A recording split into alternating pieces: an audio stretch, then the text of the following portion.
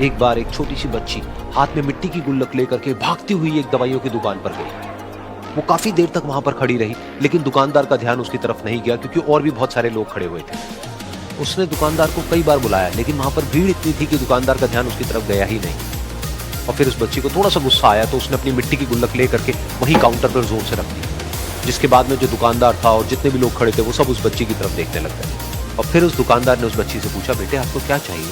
तो वो बड़े ही भोलेपन से बोली कि मुझे एक चमत्कार चाहिए। ये सुनकर के दुकानदार को कुछ समझ नहीं आया, ना ही वहां पर जो लोग थे उनको कुछ समझ में आया, और सब उसकी तरफ देखने लग गए। फिर दुकानदार ने बोला, बेटे चमत्कार तो यहाँ पर नहीं मिलता है।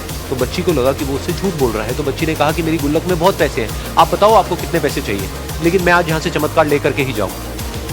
तो वहीं काउंटर पे एक और आदमी खड़ा था, उसने उस बच्ची से पूछा कि बेटे क्यों चाहिए तुमको चमत्कार? तब उस बच्ची ने अपनी कहानी बताई कि अभी कुछ दिन पहले मेरे भाई के सर में बहुत तेज दर्द हुआ, तो मेरे पापा मम्मी उसको हॉस्पिटल ले गए। उसके बाद कई दिन तक मेरा भाई घर नहीं आया।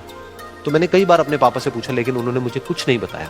उन्होंने बार बार यही कहा कि वो आ जाएगा, वो कल आ जाएगा, वो कल आ जाएगा, लेकिन वो आ ही नहीं रहा था। तो मैंने देखा कि मम्मी रो रही है। अब पापा मम्मी को कह रहे थे कि उसकी दवाइयों के लिए और उसके इलाज के लिए जितने पैसे चाहिए उतने मेरे पास में नहीं है, अब उसको कोई चमत्कार ही बचा सकता है। तब मुझे लगा कि अगर मेरे पापा के पास में इतने पैसे नहीं भी हैं तो क्या हुआ, मेरे पास में तो है। तो मैंने जितने भी पैसे जोड़ रखे हैं वो सारे लेकर के मैं इस दवाई की दुकान पर आया। फिर उस आदमी ने उस बच्ची से पूछा, कितने पैसे हैं तुम्हारे पास में? ये सुनते ही उस बच्ची ने अपनी गुल्लक उठाई, जमीन पर फेंकी और तोड़ दी और पैसे गिनने लग गई। बाकी सब लोग खड़े होकर के उसको देख रहे थे। थोड़ी देर बाद उसने सारे पैसे अपने हाथ में इकट्ठे किए और बोली, मेरे पास में पूरे 19 रुपए हैं। वो जो आदमी वहां पर खड़ा था वो थोड़ा सा मुस्कुराया और बोला कि अरे तुम्हारे पास में तो पूरे पैसे हैं, इतने का ही तो आता है चमत्कार। ये सुनकर के वो बच्ची बहुत खुश हो गई और बोली कि चलो मैं आपको अपने पापा से मिलवाती हूँ।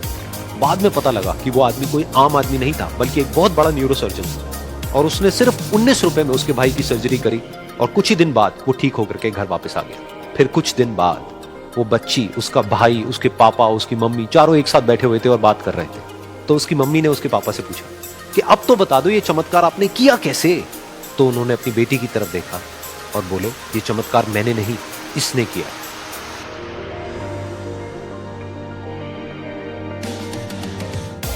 तो यहां पर एक बहुत बड़ी बात है जो हम उस छोटी सी बच्ची से सीख सकते हैं कि जिंदगी में कभी कभी ऐसा होता है कि हमको कोई रास्ता नजर नहीं आ रहा होता है और हम लोग हिम्मत हार जाते हैं। तब हमारे अंदर एक बच्चा होता है जो कोशिश करने से कभी भी पीछे नहीं हटता।